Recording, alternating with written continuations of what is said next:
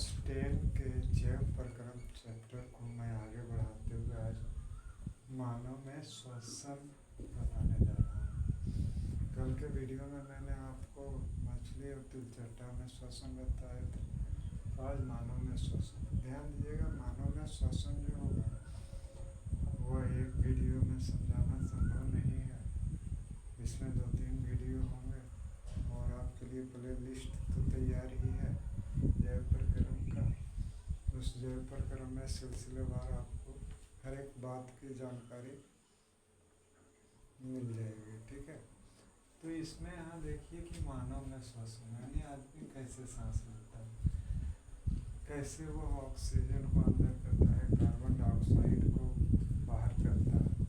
तो इसको हम ऐसे समझ सकते हैं कि पहले मानव में श्वसन जो होता है वह कोई खास अंग एक नहीं करता, इसमें अंगों का समूह है। यानी मानव में श्वसन तंत्र होता है, वो सभी अंग मिलकर के श्वसन क्रिया को संपन्न करते हैं। तो वे अंग कौन कौन हैं? तो सबसे पहले देखिए उसमें क्या होता है, नाक और मुंह, ठीक है। सबसे पहला अंग क्या है, नाक और मुंह, यानी नोज एंड माउथ। मैं अभी संक्षिप्त बता रहा हूँ, विशेष करके देखिए हमारे नाक में नासा द्वार है, 2 होता है, उससे हम सांस लेते हैं। कभी कभी हम मुंह से भी सांस लेते हैं, ठीक है। दूसरा जो है अंग है वह क्या है, ग्रसनी, ठीक है। ग्रसनी को फेरिंक्स कहते हैं। फेरिंक्स क्या है कि नाक और मुंह से जो हम हवा लेते हैं, नाक और मुंह से जो हम हवा लेते हैं वो फेफड़ा तक जाने का ये मार्ग है, ठीक है। यह उपास्थियों से बना होता है कि हवा अगर नहीं भी रहे तो भी यह निपातित नहीं हो जाए, ठीक है। तीसरा जो है स्वर यंत्र है, क्या है, स्वर यंत्र, जिसको लैरिंक्स कहते हैं। लैरिंक्स क्या है, जो कंठ देख रहा है, हवा इससे भी होकर के जाती है, तभी यह आवाज उत्पन्न करता है, समझ गए। चौथा है श्वास नली। श्वास नली है जिसको हम लोग ट्रैकिया कहते हैं। क्या कहते हैं, ट्रैकिया। यह जिस तरह आपका भोजन के लिए आहार नली है यहाँ, उसी तरह श्वास के लिए भी श्वास नली है, ठीक। तो मुंह, नाक और मुंह से ग्रसनी से होते हुए श्वास नली में जाता है।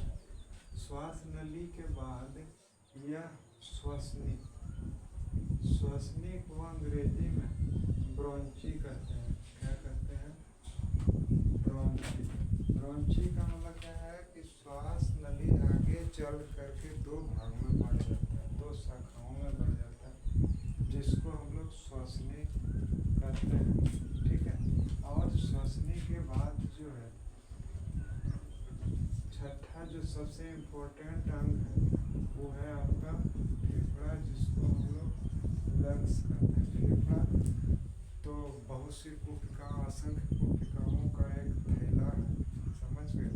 और ये स्टोर हाउस है आपका ऑक्सीजन का, कार्बन डाइऑक्साइड का। यहीं से ऑक्सीजन पूरे शरीर में जाता है और कार्बन डाइऑक्साइड यहीं से शरीर में बाहर आता है। जितने भी स्थलीय जीव हैं, सभी स्थलीय जीवों में फेफड़ा होता है और इसी के द्वारा श्वसन होता है, ठीक है।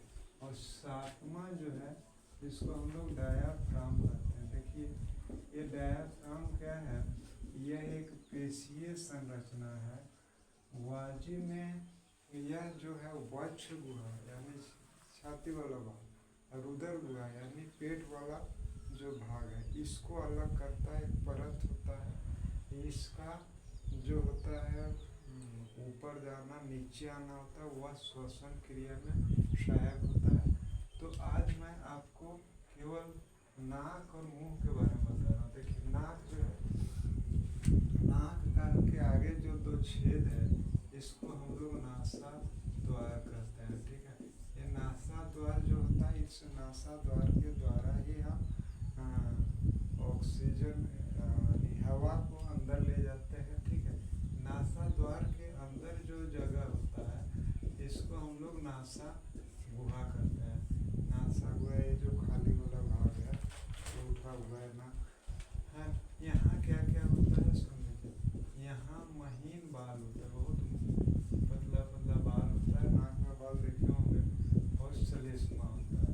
तो ये महीन बाल और श्लेष्मा क्या करता है कि वायु में जो धूल कण या और गंदगी से जो जाता है वह इसे यह रोक लेता है और श्लेष्मा उसे चिपका देता है, ताकि श्वास नली में कोई भी हवा को छोड़ करके कोई भी गंदगी नहीं जा सके, ठीक है।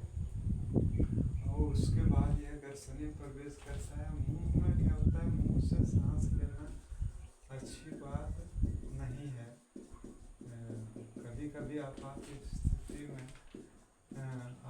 स्थिति में हम इससे लेते हैं, लेकिन क्या होता है कि जब मुंह से सांस लेते हैं तो गंदगी सब आपके फेफड़े तक जा सकता है और आपको नुकसान पहुंचा सकता है। आज के वीडियो में मैं इतना ही